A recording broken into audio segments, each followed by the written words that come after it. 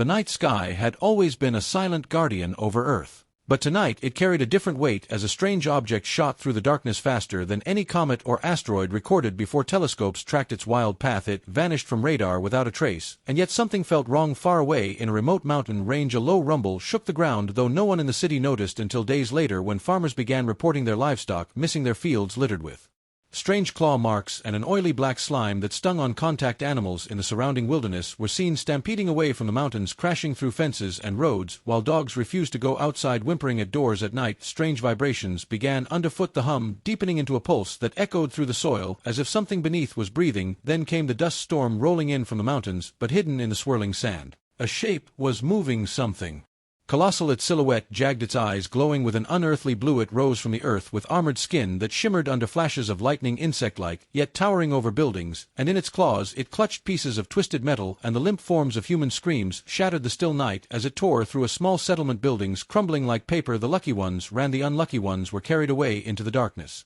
Military trucks rolled in the next morning, setting up roadblocks as frightened families jammed the highways, causing chaos and collisions. Fighter jets screamed overhead, launching missiles that exploded against the creature's hide, leaving nothing but scorch marks. It roared so loud that windows shattered for miles, its voice a mix of rage and hunger. Scientists gathered samples of the strange black substance it left behind, discovering it could dissolve both living tissue and metal in seconds, and buried in old archives they found records from centuries ago of a similar monster that had descended from the stars, devastating villages before vanishing into legend. As the days passed, the creature seemed to grow larger, feeding on humans, and even devouring machinery to strengthen its armored body. Its attacks became more calculated, cutting off power and communication systems. Cities were plunged into darkness where shadows moved and screams echoed unseen. A major city's grid collapsed in a single night, and when dawn came, only smoking ruins remained, and yet the military was helpless, their bullets, their missiles, their traps useless against the monster's evolving body. A small group of survivors hid in the ruins, among them rogue scientists who had been studying alien life for years. They devised a weapon unlike anything on Earth, one they believed could pierce the creature's hide. Following the monster's trail, they descended into its underground tunnels, a labyrinth of rock and alien slime,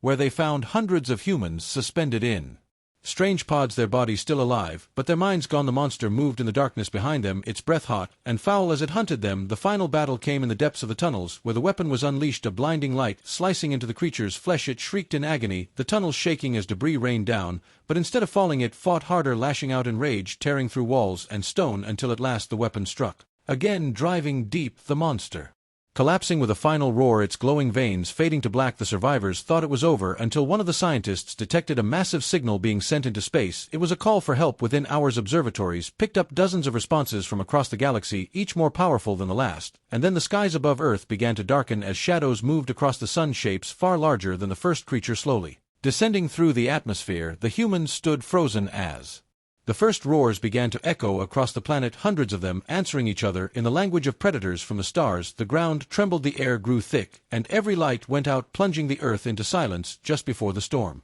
The silence was worse than the roar, the darkness stretching over cities and villages alike, as people held their breath, staring upward at the shapes blotting out the stars. They were not ships, they were living things, their bodies vast like mountains, their limbs stretching and curling as if tasting the air. The ground quaked with every step they took as they descended, each one different in form, some with long serrated legs, others with wings that blotted out the moon, and eyes that glowed red, yellow, and green. The first impact shattered an entire coastal city, a single foot crushing skyscrapers like twigs, the shockwave turning streets into rivers of fire. Those who ran found the sky itself turning against them as winged predators swooped down, lifting screaming humans into the clouds to be swallowed whole in seconds. The survivors from the first attack huddled together, trying to contact anyone on radios, but all frequencies were drowned by a deep pulsing signal, the same alien heartbeat they had heard underground before the monster died, now louder, more synchronized, as if all the invaders were thinking as one. The military launched its most advanced weapons, orbital strikes, railguns, even nuclear detonations, but the creatures adapted, their skin shifting in color and texture, becoming harder with each attack. Every blast only made them stronger. In the chaos, massive tentacles erupted from beneath the streets, dragging tanks and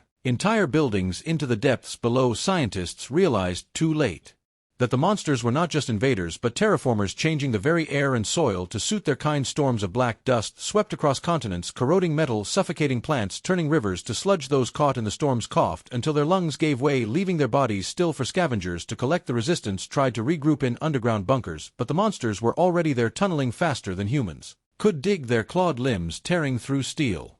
Doors pulling people into the darkness in the largest city, a creature the size of a mountain unfurled its body, its back covered in writhing spines that launched smaller predators into the streets, each one faster than a cheetah and hungrier than wolves. The world's leaders vanished, either captured or hiding, leaving humanity without orders or hope. The survivors turned to the rogue scientists who had once wounded the first monster, but their new plan was desperate, a device built to open a wormhole in space, not to send the creatures away, but to drag the entire planet into another part of the galaxy where maybe, just maybe, they would lose their hunters. The plan required a massive energy source, and the only available one was inside the largest monster's chest, a pulsating core that glowed like a dying star. Reaching it meant going straight into the creature's territory, an endless wasteland of bones and black slime where the air burned the skin, and the ground moved like it was alive. The small team moved silently through the wasteland, watching titans battle each other for dominance, their roars shaking the heavens above, until finally they saw it, the great beast sleeping, its colossal chest rising and falling with each breath, the glow of the core lighting the sky like a false sunrise. The team prepared the weapon, but as they approached, the ground split and hundreds of smaller creatures poured out, surrounding them, cutting off every escape, and in that moment the great beast's eyes opened.